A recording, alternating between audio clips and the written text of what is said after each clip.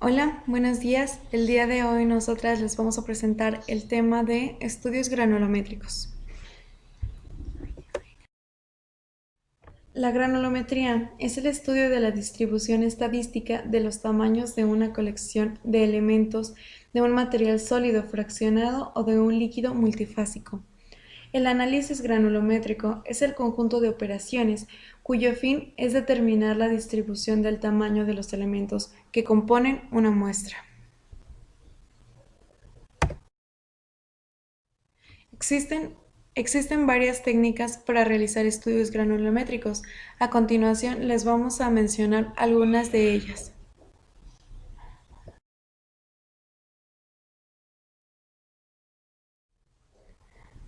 El primero que vamos a mencionar son las técnicas analíticas. El muestreo, la manipulación y el procedimiento de la preparación de la muestra analítica puede cambiar sus características, ya sea físicas o químicas, debido a reacciones topoquímicas o mecanoquímicas, durante el proceso de trituración y o pulverización. La dispersión de la muestra analítica en un líquido apropiado, empleando o no ondas ultrasónicas, puede reducir el tamaño de los aglomerados. Un aspecto muy importante es buscar una buena correspondencia entre la técnica analítica seleccionada con la metodología del procesamiento de los datos y el problema a resolver.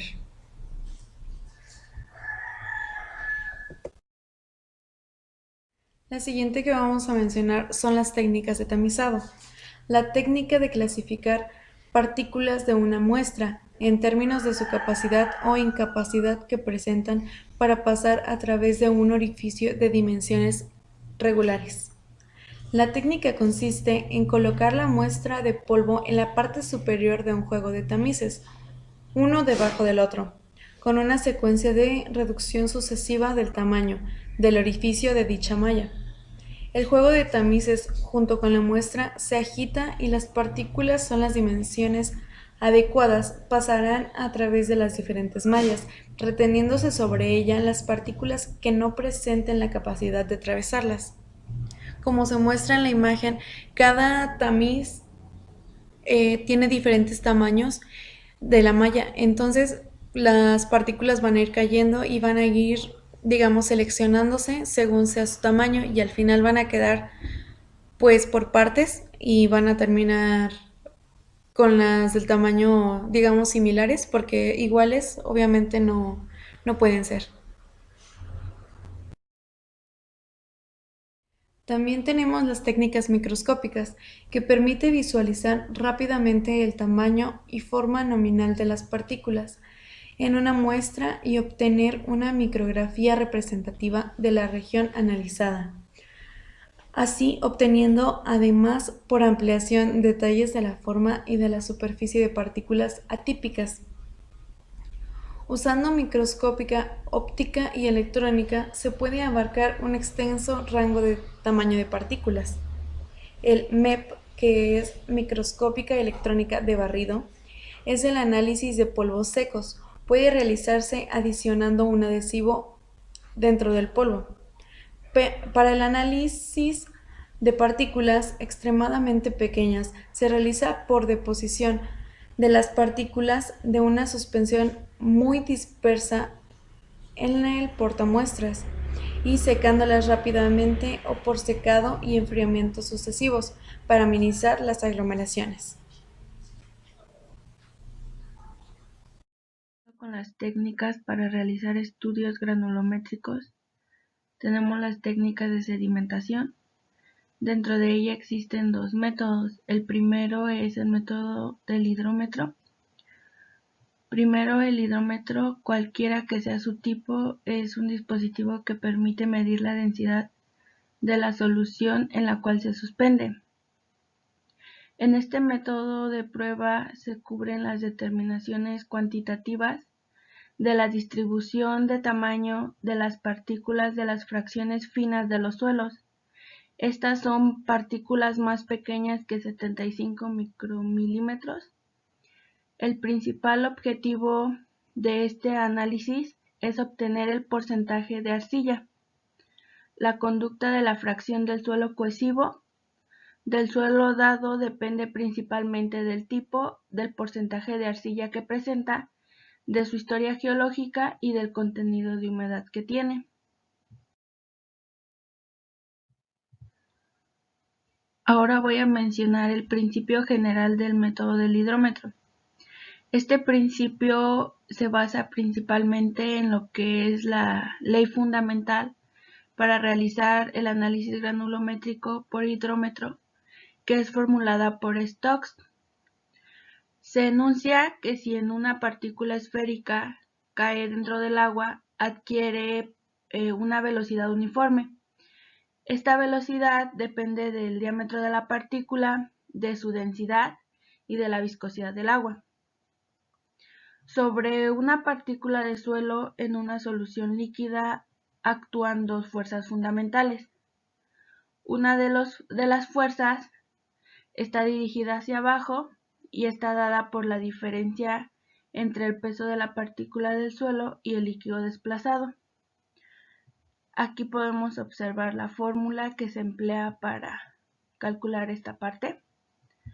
Y a un lado tenemos la figura de lo que es el método del hidrómetro, cómo utilizan el hidrómetro pues para medir el diámetro de las partículas. El segundo método utilizado dentro de las técnicas de sedimentación es el método de la pipeta.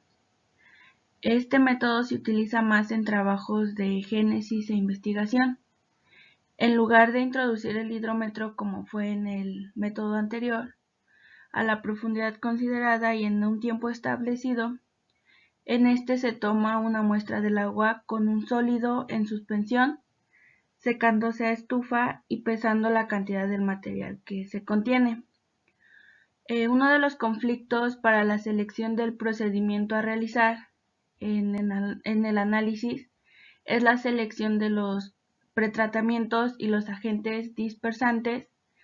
Esto pues se tiene que considerar el efecto en los agentes sementales naturales, ya que pues de esto depende el interés o el propósito de la determinación a la que se quiere llegar.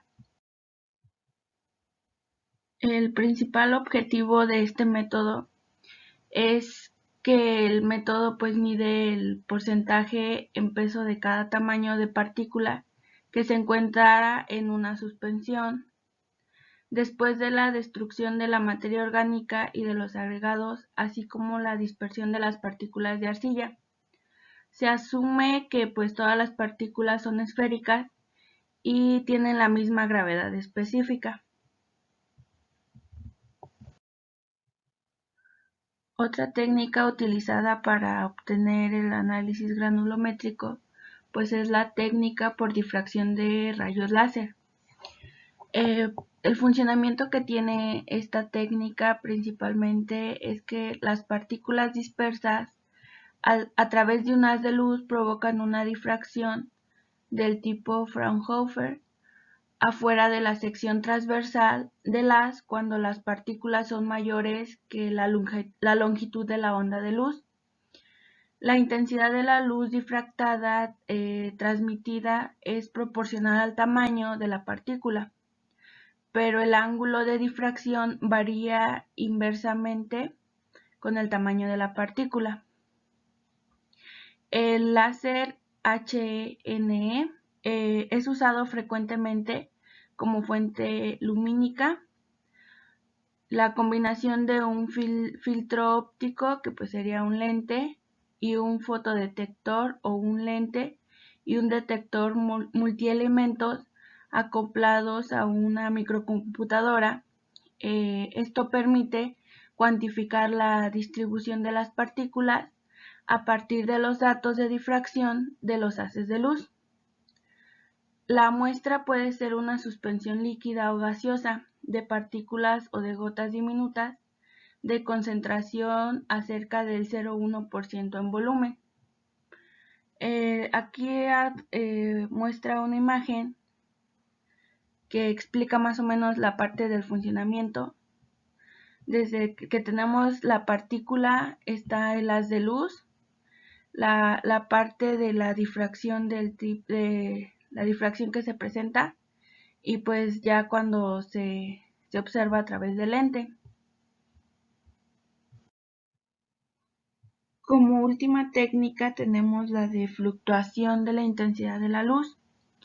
El funcionamiento de esta técnica es principalmente en las partículas pequeñas a 5 milímetros. Estas constantemente se difunden aleatoriamente a través del líquido y pueden dispersar la luz. La frecuencia de oscilaciones puede ser detectada usando un fotomultiplicador y el tamaño de las partículas es calculado a partir de la frecuencia usando la ecuación de Einstein-Stokes. Aquí donde dt es la constante de difusión de traslación a la temperatura, que sería T, y un tamaño promedio y el índice de la polidispersidad son obtenidos rápidamente utilizando una computadora de correlación digital. El rango de trabajo analítico es de aproximadamente igual a 5 milímetros o hasta 0.0005 milímetros. Ahora vamos a hablar acerca de los criterios importantes para la selección de técnicas granulométricas. Independientemente del procedimiento o la técnica analítica que se elija para determinar la distribución del tamaño de las partículas, el factor humano juega un papel esencial en la preparación de la muestra y en la realización del análisis granulométrico. En el desarrollo actual de diferentes técnicas granulométricas han minimizado la influencia del factor humano en los resultados analíticos. No obstante, pues cada técnica analítica está relacionada con diversos factores físicos relacionados distintamente con la formación y dimensión de las partículas en diferentes rasgos granulométricos y que no son comprensibles entre sí. Los factores instrumentales relacionados con el nivel alcanzado por cada técnica influyen en los resultados y reproducibilidad del análisis granulométrico.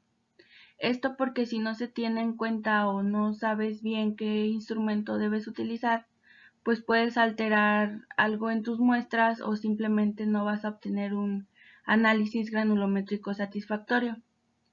La elección de una técnica determinada están en los relacionados con el tiempo de ejecución del análisis, la flexibilidad de operación, la reproductibilidad y la forma del registro de los datos instrumentales, que pues se puede ser numérico gráfico, mantenimiento del equipo y pues el costo del mismo. Por lo general se elige la técnica pues, que sea más favorable para el análisis, pero igual se tiene que tomar en cuenta cuestiones como las que se mencionan aquí, el tipo de operación, o sea, si no sabes manejar o no sabes cómo se realiza la técnica, pues no te vas a poner a hacerla. Igual costos, equipo, registros de datos, etcétera, pues todos son importantes para hacer una buena selección de la técnica que pues verdaderamente va a cubrir y satisfacer todo lo que necesita entregarse pues en el reporte de ejecución.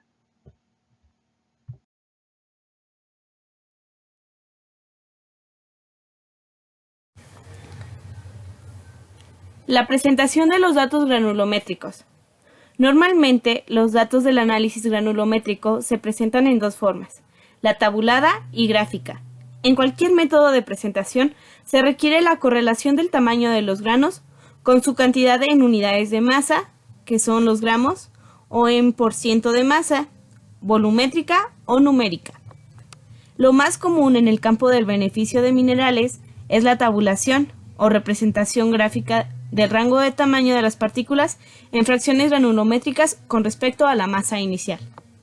Es decir, se debe de tabular los datos acerca de la masa inicial que se tenía o la cantidad de materia inicial que se tenía y por la que pasó por el tamiz o cualquier otro que sea el método de clasificarlo. En el caso de la clasificación por tamización del tamaño de la fracción granulométrica, puede expresarse por el rango entre dos tamices consecutivos, que es denominado como clase granulométrica. La fracción o clase granulométrica que es retenida en el primer tamiz, que es el de abertura de la malla más grande, se denomina mayor que A1, y la que pasa por el último tamiz es menor que AN. Entonces, si tenemos n tamices, obtendremos n más 1 fracciones o clases granulométricas. Es decir, que del número de tamices que se tengan durante todo este proceso, vamos a obtener el número de tamices más 1 de clases granulométricas.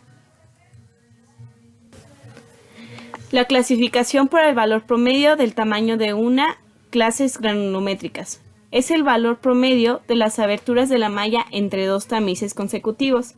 Las fracciones o clases que son retenidas en el primero y que pasa por el último siguen catalogándose como mayor que AR1 y menor que ARN, respectivamente. A diferencia del pasado, es que solamente se pueden tener dos tamices consecutivos. En esta diapositiva tenemos una imagen que es la representación de los datos granulométricos. En el inciso B lo tenemos en forma tabular, donde vemos que los aspectos son la clase, el tamaño promedio, la masa se puede calcular, como anteriormente lo dije, en gramos o en porcentajes, y en este caso lo tenemos masa en gramos y masa en porcentaje. También tenemos masa acumulada ascendente y la masa acumulada descendente. Esto es en el inciso B. Mientras que en el inciso A se tiene la representación gráfica del análisis granulométrico. Es de la manera gráfica como también lo podemos encontrar, aunque las más comunes es de manera tabular, que es el inciso B. La distribución del tamaño de las partículas en un sistema granulométrico puede ser analizada usando diversas técnicas diferentes. La técnica microscópica provee información simultánea acerca de la forma y el tamaño de las partículas.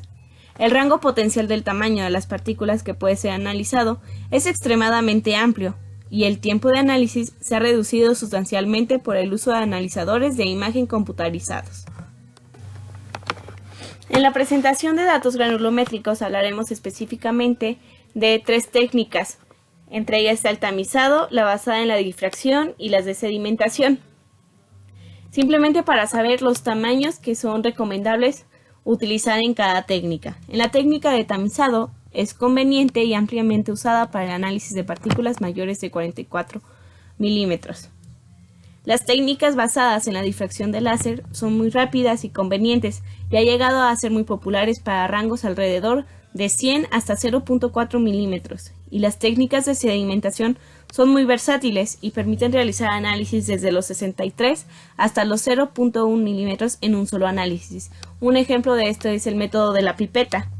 El análisis granulométrico basado en la reacción permite determinar tamaños por debajo de 0.01. Esta es como la técnica para las partículas muchísimo más pequeñas. Ahora hablaremos de las consideraciones paramétricas del análisis granulométrico, y tenemos varios. Los aspectos a considerar es el valor máximo, que está abreviado por Dmax. El valor máximo es el tamaño de grano que coincide con el máximo de la curva de frecuencia, que están representados en la presentación de los datos granulométricos en forma gráfica, y representa el tamaño de grano que más abunda en el colectivo granulométrico. El valor promedio del tamaño del grano, que es abreviado como dm, el valor promedio del tamaño del grano del colectivo granulométrico viene definido por la fórmula que tenemos aquí en la imagen, donde DI es el valor medio de cada clase granulométrica y CI es la contribución másica porcentual de cada clase granulométrica en el colectivo de granos. El valor promedio del tamaño del grano se considera una ayuda para describir dónde se encuentra centrada la curva de frecuencia a lo largo del eje correspondiente al eje del tamaño del grano, que es el eje de las. También tenemos la mediana de colectivo granulométrico, abreviada MD. Esta se define por el tamaño del grano. La mediana es un valor característico del diámetro de las partículas de una muestra. Aquí tenemos cómo se representa, la fórmula. Y lo que quiere decir esta fórmula es que la masa de una muestra se divide en dos partes iguales. La otra fórmula que se encuentra debajo es una fórmula que usaron Trask en 1930 y Sugio en 1973. Esta fórmula la definían como que en la curva de frecuencia está dado el valor correspondiente a un 50% de distribución, lo que quiere decir que la D, o también representada como la letra phi del alfabeto griego, esta representa lo que es la distribución.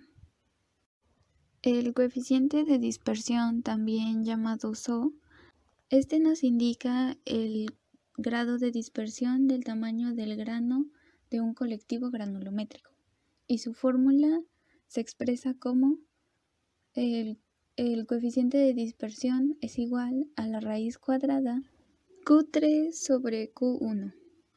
Q3 es el tamaño de grano que corresponde al 75% de la masa acumulada y Q1 es el tamaño de grano para el 25% de la masa acumulada. Cuando el coeficiente de dispersión es igual a 1, esto quiere decir que el sorteo es perfecto.